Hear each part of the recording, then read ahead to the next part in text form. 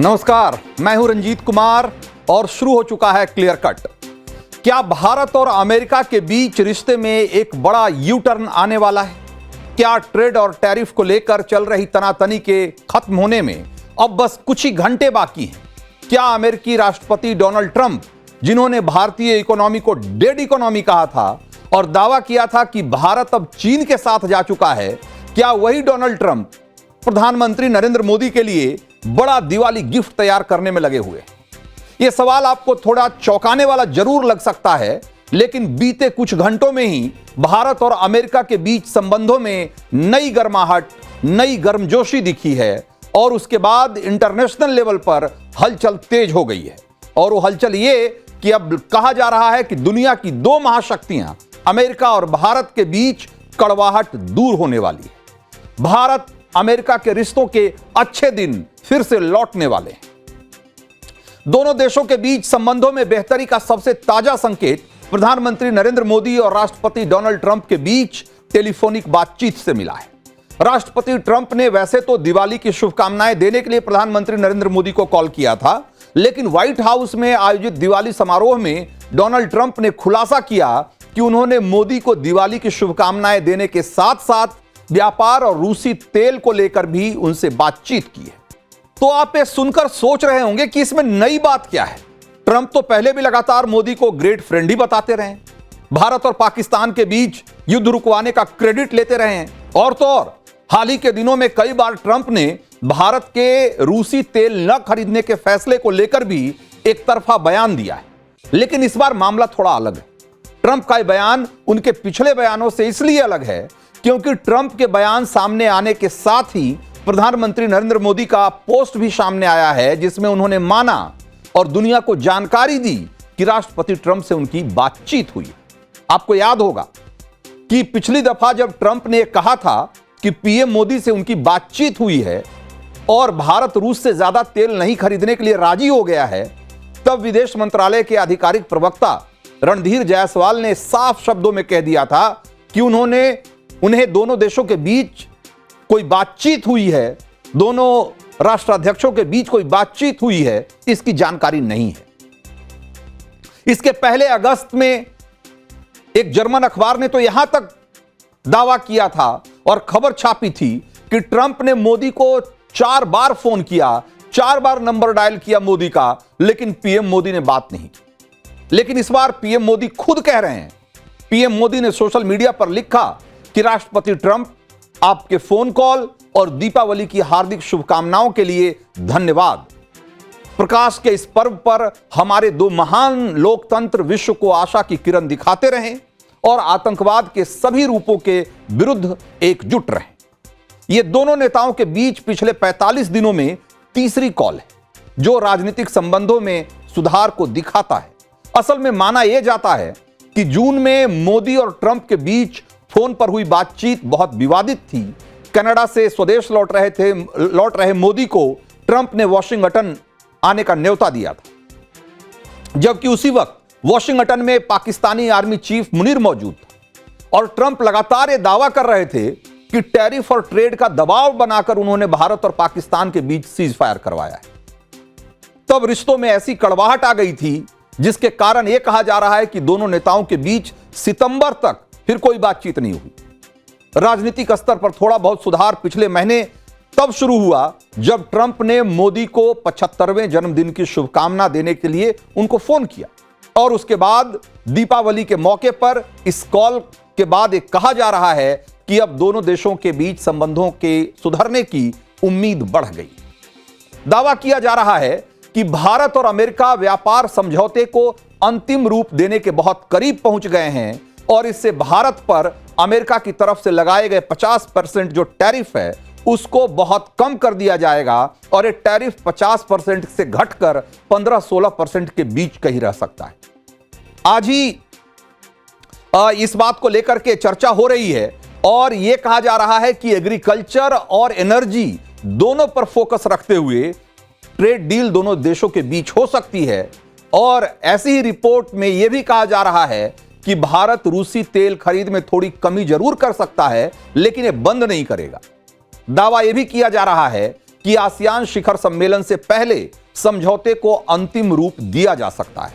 हालांकि अभी तक इस मामले में भारत और अमेरिका दोनों की तरफ से कोई आधिकारिक बयान सामने नहीं आया है और पीएम मोदी ने भी व्यापार को लेकर ट्रंप से चर्चा के बारे में कोई जानकारी शेयर नहीं की।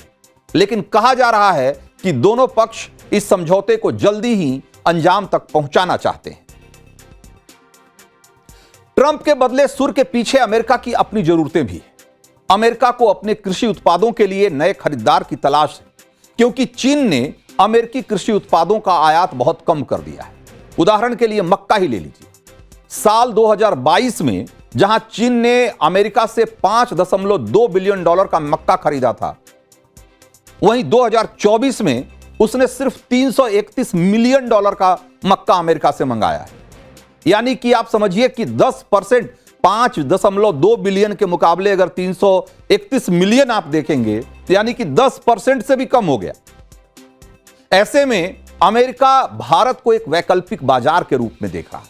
उसे उम्मीद है कि जो चीन के आयात नहीं करने की वजह से जो उसको नुकसान हो रहा है, उसकी भरपाई अगर भारत का आयात बढ़ता है तो उसकी भरपाई हो सकती है।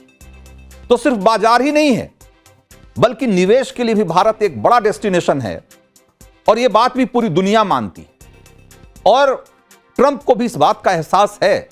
एक छोटा सा उदाहरण मैं आपको दिखाता हूं। अभी ये जो आप स्क्रीन पे देख रहे हैं, ये साहब जो स्क्रीन पर आंकड़े दिखा रहे हैं, वो है ब्लैकस्टोन कंपनी के सीईओ जॉन ग्रे। और ब्लैकस्टोन एक अमेरिकी कंपनी है जो लोगों और संस्थाओं के पैसे को अलग अलग तरह के निवेश में लगाती है, उनका पोर्टफोलियो मैनेज करती है ताकि उनसे मुनाफा कमाया जा सके और ये मुनाफा अपने क्लाइंट के साथ शेयर करती है। इस कंपनी के पास कितना पैसा मैनेज करती है या कितना असेट मैनेज करती है, आप जानेंगे तो हैरान रह जाएंगे। $1 ट्रिलियन अगर रुपए में आप देखेंगे ना, 83 लाख करोड़ रुपए से ज्यादा की संपत्ति है जिसको कि ये ब्लैकस्टोन कंपनी संभालती है। और इस मल्टीनेशनल कंपनी के सीईओ जॉन ग्रे जो बोल रहे हैं उसको सुनिए गौर से। वो कह रहे हैं कि दुनिया में अगर कोई निवेश करने की यानी पैसा लगाने की सबसे अच्छी जगह है आज की तारीख में, सबसे सुरक्षित कंट्री है कोई, तो वो है इंडिया।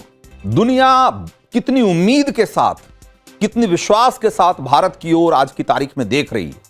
भारत के विकास के मजबूत आधार को देखते हुए आईएमएफ ने पिछले हफ्ते ही चालू वित्त वर्ष के लिए, मतलब इस साल के लिए, भारत की जो जीडीपी का ग्रोथ रेट का अनुमान है उसको रिवाइज किया है और 6.4 से बढ़ाकर उसको 6.6 कर दिया है। और भारत के जिस मध्यम वर्ग की बात अमेरिकी कंपनी के सीईओ कर रहे थे और वो कह रहे थे कि अगर आज की तारीख में दुनिया में सबसे बेहतर निवेश की कोई जगह उनको दिखती है तो भारत है, वो क्यों है, उसकी वजह भी समझिए। और जिस मिडिल क्लास की बात कर रहे थे उसकी ताकत समझिए। इस बार दीपावली के त्योहार पर घरेलू बाजार में व्यापार 25% बढ़ा है और यह व्यापार 6 लाख करोड़ रुपए से ज्यादा का हुआ है।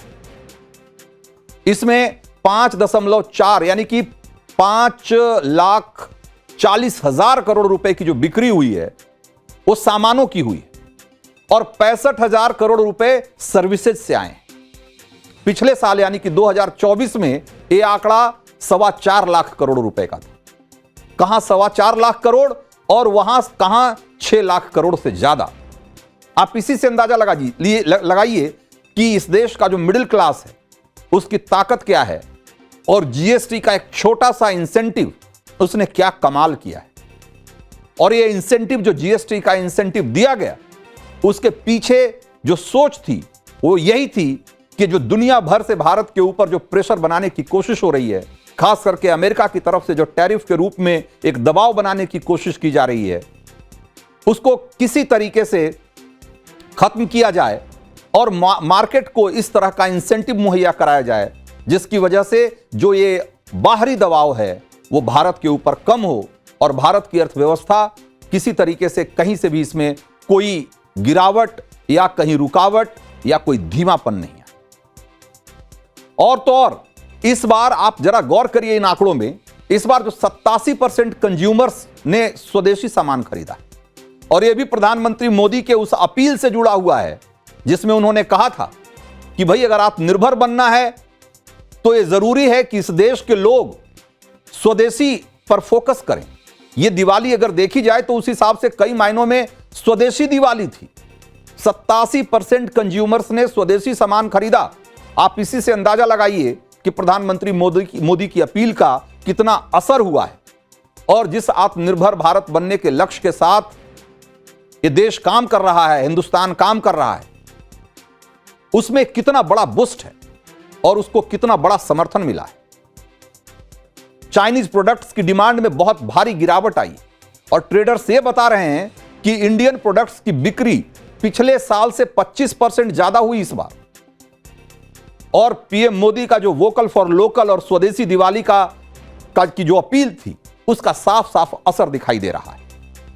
और इस जीएसटी में कटौती या जो रीस्ट्रक्चरिंग की गई उसका मकसद ही यही था और वो मकसद को हम हासिल करने में कामयाब रहे। यह बताता है कि एक राष्ट्र के रूप में, एक देश के रूप में, एक अर्थव्यवस्था के रूप में हम कितने रिसिलिएंट हैं, हम कितने बेहतर तरीके से हर तरह की चुनौतियों से निपट सकते। तो क्लियर कट में अब एक बड़ा खुलासा जो हम बताएंगे आपको कि जो हलाल सर्टिफिकेट के नाम पर चलने वाली जो दुकान है उसका शटर कैसे अब गिरने का समय आ गया है।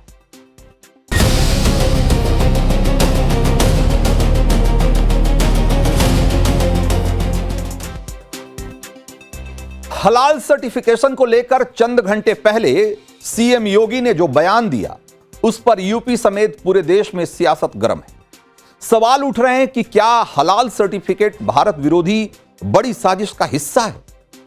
क्या इससे होने वाली कमाई का इस्तेमाल भारत में आतंकवाद, लव जिहाद और धर्मांतरण जैसी देश विरोधी गतिविधियों को फैलाने में हो रहा है? और उससे भी बड़ा सवाल यह कि क्या 15% मुस्लिम आबादी के धार्मिक अधिकार की आड़ में भारत की 85% आबादी पर हलाल सर्टिफिकेशन को पर्दे के पीछे से थोपा जा रहा है? क्लियर कट में आज इस बड़े मुद्दे की चौंकाने वाली परतें खोलूंगा, लेकिन उससे पहले आपको सुनाता हूं योगी आदित्यनाथ का बयान कि उन्होंने असल में कहा क्या है। आप जब कोई सामान खरीदते हैं तो सामान खरीदते समय एक चीज जरूर देखिए, क्या उसमें हलाल सर्टिफिकेशन तो नहीं लिखा हुआ है। यानी हर वस्तु में हलाल सर्टिफिकेशन। हमने यूपी में बैन किया है। मुझे लगता है कि आज यूपी के उत्तर प्रदेश के अंदर कोई उसको खरीदने का या कोई बेचने का दुस्साहस नहीं करेगा। और हमने जब कार्रवाई प्रारंभ की 25,000 करोड़ रुपए देश के अंदर हलाल सर्टिफिकेशन से होता है और भारत सरकार की या राज्य सरकार की किसी भी एजेंसी ने उन्हें मान्यता नहीं दी है। ये सारा का सारा पैसा आतंकवाद के लिए, लव जिहाद के लिए और धर्मांतरण में दुरुपयोग होता है और इसीलिए उत्तर प्रदेश ने इसके खिलाफ बड़ी कार्रवाई प्रारंभ की है कि हलाल सर्टिफिकेशन के नाम पर भारत के उपभोक्ताओं का शोषण करने वालों के खिलाफ सख्त कार्रवाई होनी ही चाहिए। तो सीएम योगी ने कहा कि हलाल सर्टिफिकेशन यूपी में बैन है, फिर भी आम जनता को खरीदारी में अलर्ट रहने की जरूरत है, सावधान रहने की जरूरत है, क्योंकि हलाल सर्टिफिकेशन की कमाई का दुरुपयोग हो रहा है। इससे आतंकवाद, लव जिहाद, धर्मांतरण की फंडिंग हो रही है। यही नहीं, योगी आदित्यनाथ ने यह भी कहा कि आम भारतीय उपभोक्ताओं का शोषण किया जा रहा है इसके जरिए। सीएम योगी के इन आरोपों की पूरी पड़ताल आपके सामने मैं रखूंगा, लेकिन पहले आपको यह बता दूं कि हलाल सर्टिफिकेशन का पूरा चक्कर क्या है। तो असल में हलाल सर्टिफिकेशन इस्लामी शरिया कानून पर आधारित एक सर्टिफिकेट है और यह इस बात की गारंटी है कि बिकने वाला सामान हलाल प्रक्रिया से बना हुआ है। इस्लाम में हलाल प्रक्रिया से पशुओं का मांस निकालने के लिए उस प्रक्रिया का इस्तेमाल किया जाता है। और इस्लाम में वैसे तो देखा जाए तो हलाल और हराम का एक पूरा कॉन्सेप्ट है, लेकिन जिस संदर्भ में हलाल सर्टिफिकेशन की बात होती है वो मुख्य रूप से पशुओं के मांस निकालने को लेकर एक प्रक्रिया है जिसमें कि हलाल प्रक्रिया का इस्तेमाल होता है या उसको इस्तेमाल करते हैं।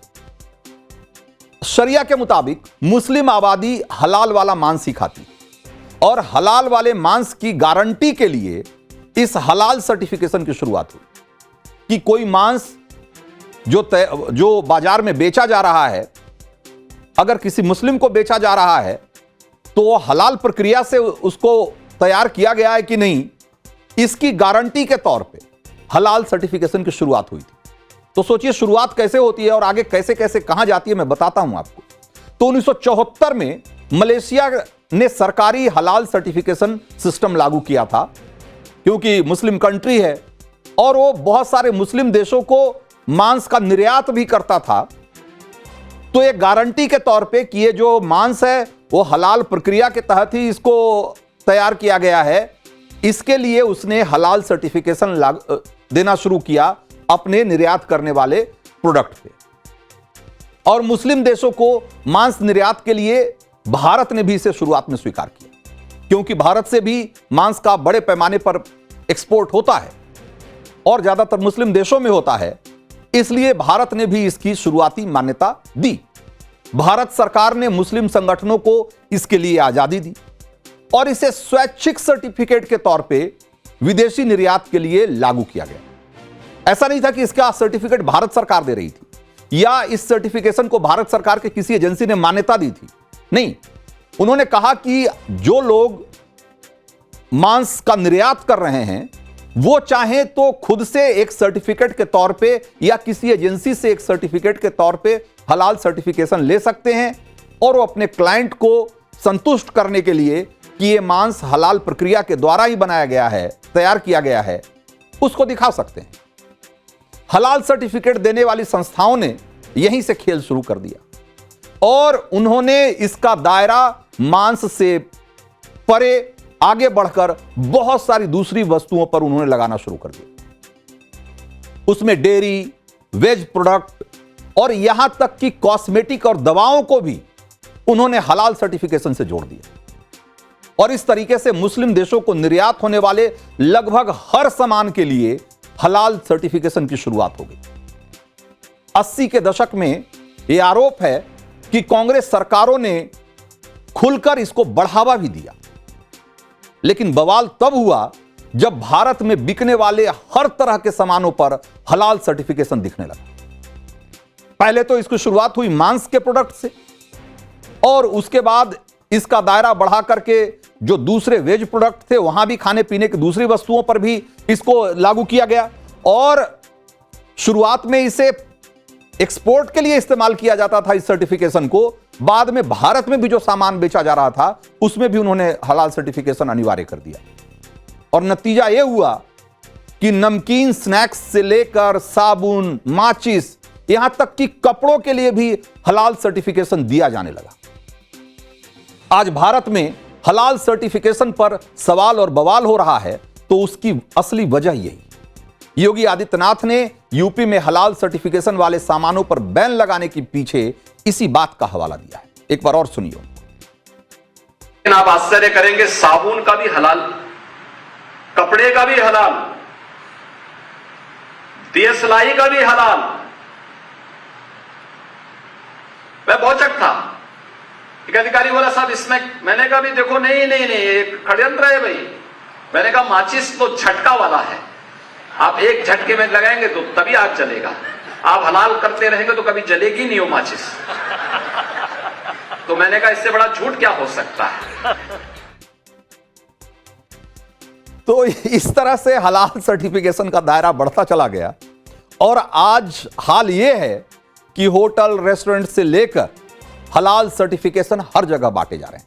हवाई यात्रा में एयर कैटरिंग के लिए हलाल सर्टिफिकेशन दिया जा रहा है। टूरिज्म सेक्टर में भी हलाल सर्टिफिकेट ने पैठ बना ली है।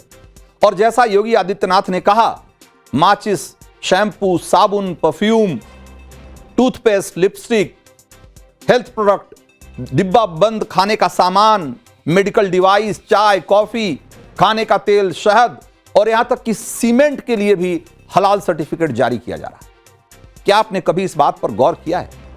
अगर आप यूपी के अलावा या कहीं आप यूपी से बाहर किसी दूसरे राज्य में रह रहे हैं तो आप जिन सामानों को खरीद रहे हैं उन पर गौर करने पर मुमकिन है कि आपको हलाल सर्टिफिकेट दिख जाए। और यह हाल तब है जब भारत में हलाल सर्टिफिकेशन के लिए केंद्रीय स्तर पर कोई रजिस्ट्रेशन नहीं।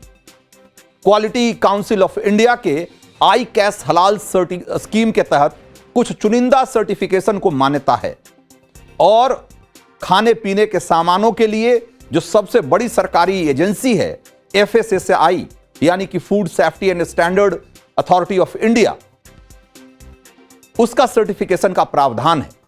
लेकिन आज हाल यह है कि खाने पीने के उत्पादों पर FSSAI के बराबर आपको हलाल सर्टिफिकेट दिख जाए।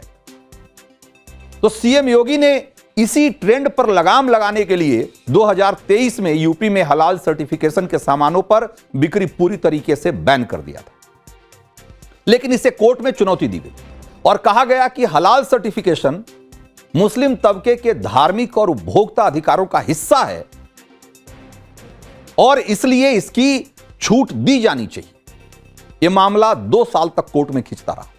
सुप्रीम कोर्ट में केंद्र सरकार की तरफ से अटॉर्नी जनरल ने यह सवाल किया कि शाकाहारी खाने से लेकर माचिस और सीमेंट तक के लिए हलाल सर्टिफिकेशन आखिर क्यों बांटा जा रहा है।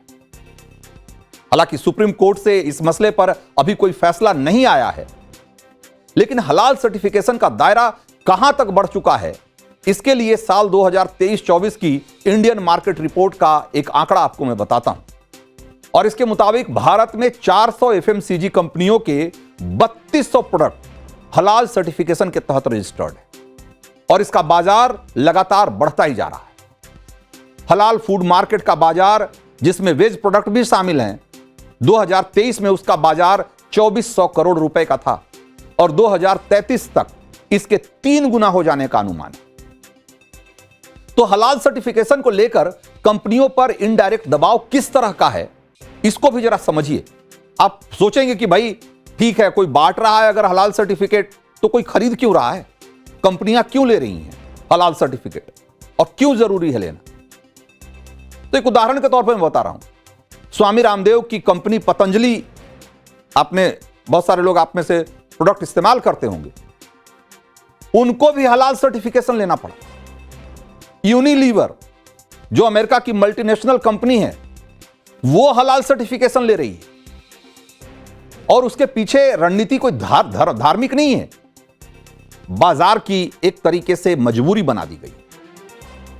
मजबूरी कस्टमर बेस की है, उपभोक्ताओं की है। उन्हें धार्मिक मुद्दों से मतलब नहीं, लेकिन भारत के बाजारों में हलाल सर्टिफिकेशन वाले जो सामान बिक रहे हैं, उसके लिए मुस्लिम आबादी के धार्मिक अधिकार का हवाला दिया जा रहा है। और जो दूसरी बड़ी इनके सामने मजबूरी है वो ये कि अगर पतंजलि को मिडिल ईस्ट में अगर कोई सामान अपना एक्सपोर्ट करना है तो उसके लिए हलाल सर्टिफिकेशन जरूरी है। बिना हलाल सर्टिफिकेशन के आप दुनिया के बहुत सारे मुस्लिम देशों में अपना सामान नहीं भेज सकते, और अगर आप भेजेंगे भी तो हो सकता है कि वहां उसकी कोई डिमांड ना हो या उसे कोई खरीदे नहीं, क्योंकि बहुत सारे मुस्लिम देशों में हलाल सर्टिफिकेशन देखकर सामान खरीदने की एक तरीके से परंपरा है। और इसी दबाव में बहुत सारी कंपनियां हलाल सर्टिफिकेशन ले रही। हालांकि अब इस मुद्दे पर बहुत सियासत भी हो रही है और बहुत सारे लोग अलग अलग तरह की दलीलें दे रहे हैं। कांग्रेस के सांसद हैं इमरान मसूद, वो क्या कह रहे हैं, जरा एक बार सुनिए। मुसलमान हलाल ही खाएगा, आपके हराम करने से नहीं खाएगा, हलाल ही खाएगा। मुसलमान पे कोई फर्क नहीं पड़ता है कि आप सर्टिफिकेशन करें नहीं करें, वो खाएगा हलाल। टेररिज्म के लिए ये वाली जो फंडिंग है उसका इस्तेमाल किया जाता है। अरे बेकार की बातें करते हैं, फालतू की है। कौन सी आपकी पुलिस क्या कर रही है, आप क्या कर रहे हो, आप क्या कर रहे हो, आपकी पुलिस क्या कर रही है? सिर्फ गोली मारना आती है आपको। तो यूपी में हलाल सर्टिफिकेशन पर बैन का असर हालांकि अब दिखने लगा है। नवभारत संवाददाता ने यूपी के 3 महत्वपूर्ण शहरों लखनऊ, अयोध्या और वाराणसी में पड़ताल की तो हमें पता लगा कि वहां हालात क्या हैं। जरा देखिए एक बार।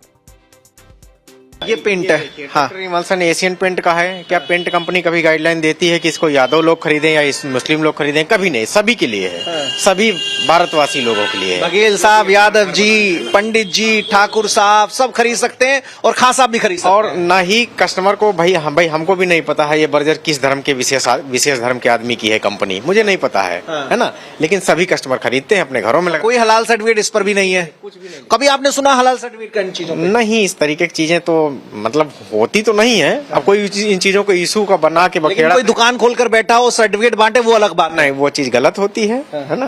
कितने सालों से आप चला रहे हैं? हमको अभी 2 साल हुआ है।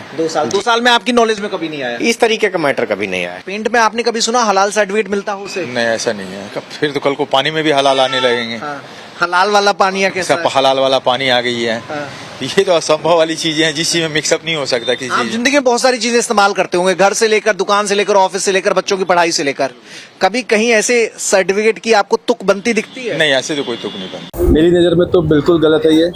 गैर मुस्लिम समुदाय को हलाला सर्टिफिकेट के सामान बिल्कुल भी नहीं खरीदने चाहिए, क्योंकि ये कहीं ना कहीं हमारे पीछे एक साजिश हो रही है जो हमें ही आगे चल के दिक्कतें प्रदान करेंगी। और इससे मुझे जहाँ तक लगता है कि जो फंडिंग इकट्ठा होगी वो कहीं ना कहीं देश को नुकसान पहुँचाने के लिए और आतंकवाद जैसी गतिविधियों में ही इस्तेमाल होगा। तो मेरी आप लोगों से विनती है कि इस तरह के हलाला सर्टिफिकेट वाले सामान बिल्कुल भी ना उपयोग करें आप लोग। मुख्यमंत्री जी ने जो कार्रवाई की है बहुत ही सही कार्रवाई की है, और हलाला सर्टिफिकेट लगा करके अगर उसके निर्माता बेच रहे हैं और उसका मिसयूज हो रहा है पैसे का, तो वो यूपी के अंदर अब हलाल सर्टिफिकेशन से जुड़ा कोई प्रोडक्ट नहीं बिकेगा, और इसे लेकर बाकायदे जो कानून है वो भी अब बना दिया गया है। और इसी बात की तस्दीक करने के लिए हम एक स्टोर के अंदर मौजूद हैं, और यहाँ पर हम आपको दिखाने की कोशिश कर रहे हैं कि क्या जो यहाँ पर प्रोडक्ट बिक रहा है क्या वो हलाल सर्टिफाइड है या फिर उस पर किसी दूसरी संस्था का मोहर। देखिए, जैसे मसलन हमने एक मस्टर्ड ऑयल लिया है और यहाँ पर किसी तरीके का कोई हलाल सर्टिफाइड जो प्रोडक्ट है वो यहाँ पर नहीं दिखाई पड़ रहा है। हालांकि जब हमने इस स्टोर के मैनेजर से बात की तो उन्होंने कहा कि जो भी प्रोडक्ट उनके स्टोर में आता है तो इस बात का पूरा ख्याल रखा जाता है, उसकी स्क्रीनिंग की जाती है कि क्या उनके प्रोडक्ट पर किसी तरीके का हलाल जो सर्टिफिकेशन है वो तो नहीं है। तो हलाल और हराम को लेकर जो पॉलिटिक्स हो रही है वो अपनी जगह है, लेकिन योगी ने जो मुद्दा उठाया है उस पर उन्हें मुस्लिम मौलानाओं और इस्लाम के जानकारों का भी समर्थन मिल रहा है। हालांकि मौलाना सीएम योगी के उस दावे को गलत करार दे रहे हैं कि हलाल सर्टिफिकेशन की कमाई का इस्तेमाल आतंकवाद और धर्मांतरण के लिए किया जा रहा है, उसकी फंडिंग के लिए किया जा रहा है। लेकिन वो ये बात भी मान रहे हैं कि जिस तरीके से हलाल सर्टिफिकेशन को एक कमाई का जरिया बना लिया गया, उगाही का एक तरीका बना लिया गया, औजार बना लिया गया, वो गलत है। जरा सुनिए। कि जो हलाल सर्टिफिकेट दिया जाता है इसकी कोई हैसियत नहीं है। हलाल के लिए जो शरीयत ने शर्तें रखी हैं बस वही सही है, दुरुस्त है।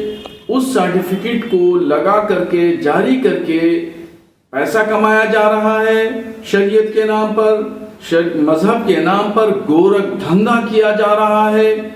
और इस तरह की चीजों पर लगाम लगना चाहिए। हाँ, जहां तक बात मुख्यमंत्री योगी आदित्यनाथ जी की यह है कि वो कह रहे हैं कि हलाल सर्टिफिकेट से होने वाली कमाई आतंकवाद में खर्च हो रही है, मैं उनकी इस बात से इत्तेफाक नहीं रखता हूं।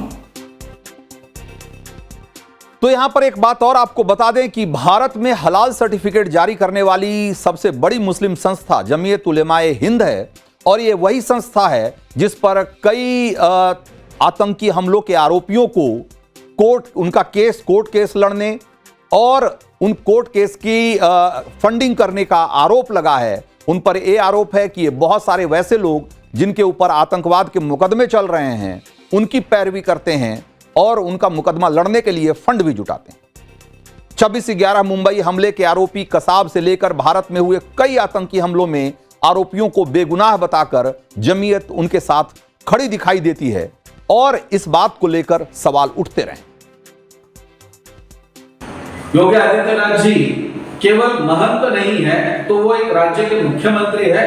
उन्होंने उसकी जांच में ये पाया कि जो झांगुर बाबा अर्थात जलालुद्दीन है उनका कैसे रैकेट चल रहा था, और जिसके अंदर लव जिहाद के लिए हलाल इकोनॉमी से पैसा किस प्रकार से जा रहा है। तो ये केवल यहाँ पर ही उपयोग हो रहा है ऐसे नहीं है, चाहे मुंबई ब्लास्ट का केस हो, जयपुर ब्लास्ट का केस हो या आतंकवाद से संबंधित कोई भी घटना हो, उसके अंदर आज जो आतंकवादी पकड़े जाते हैं, जिन्होंने कमलेश तिवारी जी की हत्या की, जिन्होंने कैलाश भरवाड़ की हत्या की, ऐसे कई सारे आतंकवादियों को न्यायालयीन सहायता में इस हलाल के पैसे का उपयोग किया जाता है। अर्थात ये आतंकवादियों का समर्थन है और इसलिए इन आतंकवादियों को बड़े बड़े अधिवक्ता दिए जाते हैं, उनको उपलब्ध करवाया जाता है और उसके लिए हलाल का पैसा उपयोग में लाया जाता है और इसलिए हलाल का संबंध आतंकवाद से है। तो हमें जो इस बारे में जानकारी मिली है वो ये है कि हलाल सर्टिफिकेशन देने के लिए कई बार 100 से लेकर $500 तक की रकम ली जाती है और इस रकम को कई बार आपको सर्टिफिकेट को रिन्यू कराने की जरूरत पड़ती है, इसलिए बार बार भी आपको यह पैसा देना पड़ सकता है। और ऐसे में जो ये दावा किया जा रहा है कि 25,000 करोड़ रुपए की उगाही इसके जरिए की जा रही है, इसमें क्या सच्चाई है, इसकी अलग से जांच की जाने की जरूरत है। लेकिन बहुत सारे लोग मानते हैं कि पूरी दुनिया में जिस तरह की हलाल इकोनॉमी खड़ा करने की कोशिश की जा रही है और जिस तरीके से हलाल सर्टिफिकेशन के नाम पर बिजनेस व्यवसाय से उगाही की जा रही है, हो सकता है यह आंकड़ा उससे भी बहुत बड़ा हो। तो क्लियर कट में अब वक्त है अगली स्टोरी का और आपको यह बताने का कि बिहार चुनाव में कौन सी पार्टी जीत के लिए नंबर फॉर्मूला हासिल करने का दावा कर रही है।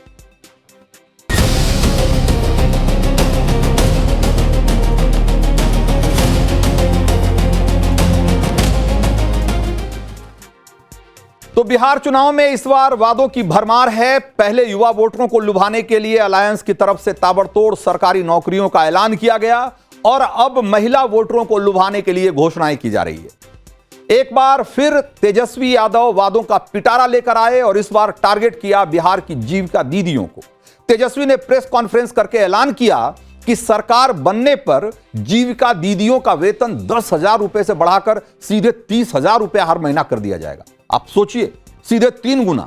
और जीविका दीदियों को अस्थायी करके उनको सरकारी कर्मचारी का दर्जा भी दे दिया जाएगा। जीविका समूह की दीदियों को 2 साल का जो अब तक का जो ब्याज है उस पर ऋण भी नहीं लिया जाएगा और अगर उनको ऋण आगे लेना भी पड़ेगा तो उस पर ब्याज नहीं लिया जाएगा। साथ ही उनको 5 लाख रुपए तक का बीमा भी करवा के दिया जाएगा और अगर उनसे कोई दूसरा सरकारी काम लिया जाता है तो प्रति माह 2,000 रुपए भत्ता भी देंगे अलग से। यह सब तेजस्वी यादव ने आज वादा किया। जब उनसे पूछा गया कि वो इसके लिए कहां से पैसा लेकर आएंगे तो और इसको लागू कैसे करेंगे तो उन्होंने क्या कहा, जरा एक बार सुनिए पहले। फिर आप पे सवाल उठाएंगे कि इतना पैसा कहां से लाएंगे। वो आप छोड़िए कहां से लाएंगे नहीं लाएंगे। जो लोग घोषणा पहले 10,000 लाने वाले कहें कि वो कहां से 10,000 ला रहे, उनके पास तो कोई जवाब नहीं। हम लोगों ने पहले भी करके दिखाया। तो तेजस्वी को प्रमाण देने की जरूरत नहीं है। बिना अध्ययन के, बिना साइंटिफिक तरीके से, बिना जितने आपके एक्सपर्ट्स हैं, बिना उनके राय के हम कोई घोषणा नहीं करते। तो माना यह जा रहा है कि महागठबंधन में टूट फूट की खबरों के बीच तेजस्वी ने जो एक बड़ा चुनावी दांव के तौर पे इसको खेला है, इस मुद्दे को आगे रखा है और इसकी बड़ी वजह यह है कि महिलाओं का एक बहुत बड़ा वोट बैंक है जो चुनाव दर चुनाव महत्वपूर्ण होता जा रहा है और इन महिला वोटरों में जीविका दीदियों की जो भूमिका है वो कितनी अहम है, जरा उसको भी आप समझिए। बिहार में 11 लाख से ज्यादा सेल्फ हेल्प ग्रुप सक्रिय हैं, स्वयं सहायता समूह जिसको कहते हैं, और इसमें से हर एक स्वयं सहायता ग्रुप में 5 से लेकर 10 या 15-20 महिलाएं भी जुड़ी हो सकती हैं और इन महिला सदस्यों को ही जीविका दीदी कहा जाता है। और रिपोर्ट्स के मुताबिक बिहार में 1 करोड़ 30 लाख से ज्यादा जीविका दीदी है। 1 करोड़ 30 लाख से ज्यादा।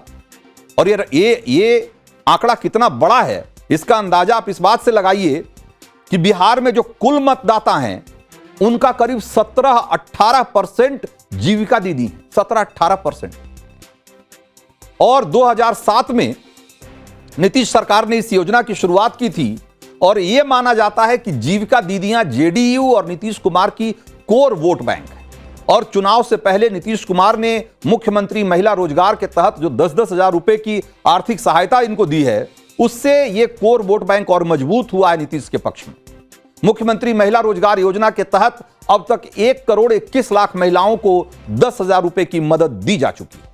इसीलिए एनडीए के नेता यह कह रहे हैं कि तेजस्वी यादव सफेद झूठ बोल रहे हैं और सिर्फ सपना दिखा रहे हैं। इतनी बड़ी संख्या में, इतने बड़े पैमाने पर महिलाओं को 30-30 हजार रुपए हर महीने देना मुमकिन ही नहीं है। सुनिए एक बात। जिस बात की चर्चा वो कर रहे हैं, 15 साल तक उनके पिताजी माताजी ने बिहार को लूटा, बिहार की जनता देखी, पूरा बिहार जानता है ये लोग गप मारने वाले लोग हैं और ये लोग सिर्फ सपना दिखा सकते। और आज जीविका दीदी के लिए जितना भारत सरकार और बिहार सरकार की है, 15 वर्षों के शासनकाल में जो राजद कांग्रेस कम्युनिस्ट का राज रहा है, उसमें जीविका दीदी पर क्या किसी पे नहीं सोचा गया। तो जो कभी सोचा ही नहीं है वह आगे क्या कर सकता है। भ्रम फैलाने की बात है, सफेद झूठ बोल रहे हैं। जीविका दीदी मोदी नीतीश के साथ है, एनडीए के साथ है। तो बिहार के फाइनल वोटर लिस्ट के मुताबिक राज्य में कुल 7.43 करोड़ वोटर्स हैं, मतलब कि 7,43,00,000 वोटर हैं, और जिसमें से कि करीब 3.5 करोड़ महिलाएं हैं, यानी कि कुल मतदाताओं का लगभग 47% महिलाएं हैं। और इसमें महत्वपूर्ण बात यह है कि वोटिंग के मामले में बिहार में महिलाएं पुरुषों से हमेशा बाजी मार ले जाती हैं। 2020 में महिला वोटर्स का मतदान प्रतिशत करीब 60% था, 59.7%, जो कि पुरुषों की तुलना में ज्यादा था। 2015 में भी चुनाव में महिलाओं की भागीदारी बहुत ज्यादा थी, 60.4% महिलाओं ने वोट किया था। और 2024 लोकसभा चुनाव में 59.4% महिलाओं ने वोट किया। हालांकि वोटिंग में महिलाओं के अनुपात के हिसाब से टिकट बंटवारे में उनको उतनी तरजीह नहीं मिलती है। बीजेपी और जेडीयू दोनों ने 13 महिला उम्मीदवार को चुनाव मैदान में उतारा है और आरजेडी ने 24 महिलाओं को टिकट दिया है। कांग्रेस ने 5 महिलाओं को उम्मीदवार बनाया है। उस हिसाब से अगर देखिएगा तो उम्मीदवारी के मामले में महिलाओं का जो आंकड़ा है वो 10-12% से ज्यादा का नहीं बैठता है। लेकिन ऐसा लगता है कि टिकट की जो भरपाई है वो महिला केंद्रित योजनाओं और फ्रीबेज के जरिए करने की कोशिश की जा रही है। और आरजेडी की जो माई बहन सम्मान योजना है, बेटी योजना है और जीविका दीदियों का वेतन बढ़ाने की जो घोषणा किया है आज तेजस्वी यादव ने, ये सब उसी कड़ी का हिस्सा है। 2025 के बिहार चुनाव में आरजेडी ने अपनी चुनावी रणनीति में कैसे बड़ा बदलाव किया है, महिलाओं के फोकस के बारे में तो आपको हमने बताया। जरा आप देखिए कि जातीय समीकरण में उसमें क्या बदलाव किया गया है आरजेडी और बीजेपी और जेडीयू की तरफ से। जरा उस पर भी आपको एक नजर देखना चाहिए। तो हम आपको कुछ आंकड़ों के जरिए आपको दिखाते हैं कि ये आरजेडी की सोशल इंजीनियरिंग में इस बार देखिए कि मुसलमान तो जितने कैंडिडेट थे पिछली बार 2020 में, उतने ही कैंडिडेट इस बार भी आपको दिखाई दे रहे हैं। 18 उम्मीदवार पिछले बार भी थे, इस बार भी 18 हैं।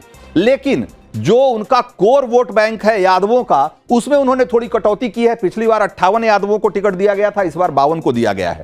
और यह बढ़ाया किधर गया है, इसको देखिए, थोड़ा रोचक है। 13 अगड़ी जाति के 13 लोगों को टिकट दिया गया था, इस बार 16 लोगों को दिया गया है, जिसमें से कि 7 राजपूत, 6 भूमिहार, 3 ब्राह्मण हैं। और उस हिसाब से अगर देखा जाए तो अगड़ी जाति के लोगों पर या वोट पे उन्होंने थोड़ा भरोसा जताया है कि हो सकता है कि इस बार अगड़ी जाति से भी कुछ लोग उनको वोट करें। ये एक तरह की सोशल इंजीनियरिंग करने की कोशिश की गई है। लेकिन मोर और लेस अगर देखा जाए तो आज भी जो सबसे ज्यादा भरोसा वो मुस्लिम और यादवों पर ही है, आरजेडी को। जरा जेडीयू और बीजेपी, एनडीए ने क्या चेंज किया है, जरा उस पर भी गौर करने की जरूरत है। आप देखिए, इस बार यह कहा जा रहा है कि बीजेपी और जेडीयू ने जो गैर यादव ओबीसी हैं उन पे ज्यादा भरोसा किया है, क्योंकि उनको ऐसा लगने लगा है कि यादव वोट बैंक के भरोसे या उससे किसी तरह की उम्मीद करना शायद अब वो उसका समय निकल चुका है। इसीलिए देखिए कि इस बार जो यादव है, जेडीयू में सिर्फ 8 यादव को वोट दिया है, उम्मीदवार बनाया है, जबकि पिछली बार 2020 में 18 यादवों को टिकट दिया था जेडीयू ने। उसी तरीके से बीजेपी ने इस बार सिर्फ 6 यादव को उम्मीदवार बनाया है, जबकि पिछली बार 15 यादव को टिकट दिया था बीजेपी ने। तो आप इसी से अंदाजा लगाइए कि उन्होंने यादवों पर अब जो उससे उम्मीद जो उन्होंने लगा रखी थी, वो लगता है कि अब वो उससे नाउम्मीद होने लगे हैं। और उसके अगेंस्ट आप देखेंगे तो जो गैर यादव ओबीसी हैं उनकी भागीदारी बढ़ा दी गई है। जेडीयू ने 31 गैर यादव ओबीसी को टिकट दिया है और बीजेपी ने 18 को दिया है। मुस्लिम तो खैर जेडीयू में तो पहले रहते ही थे लेकिन इस बार सिर्फ 4 मुसलमानों को टिकट दिया गया है, पिछले बार की तुलना में कम है। और बीजेपी ने किसी मुसलमान को टिकट नहीं दिया, पहले भी नहीं देती रही है, शायद इस बार भी नहीं दिया।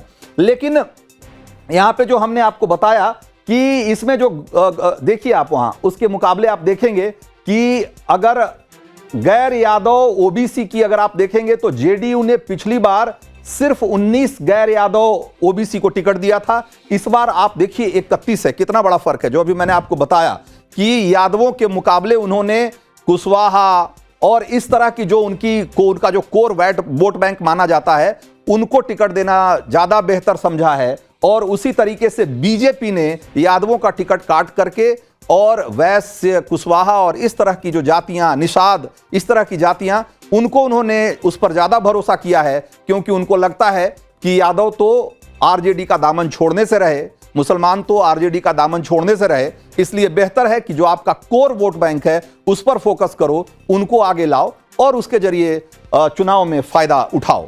तो इसी इक्वेशन के तहत इस बार आप देखिए कि टिकट का बंटवारा हुआ है। इसका नतीजा किस रूप में सामने आता है यह देखने वाली बात होगी। लेकिन फिलहाल बिहार में टिकट बंटवारे में इस तरह की इंजीनियरिंग करने की कोशिश की गई है। तो क्लियर कट में आज वक्त इतना ही था। मुझे दीजिए इजाजत।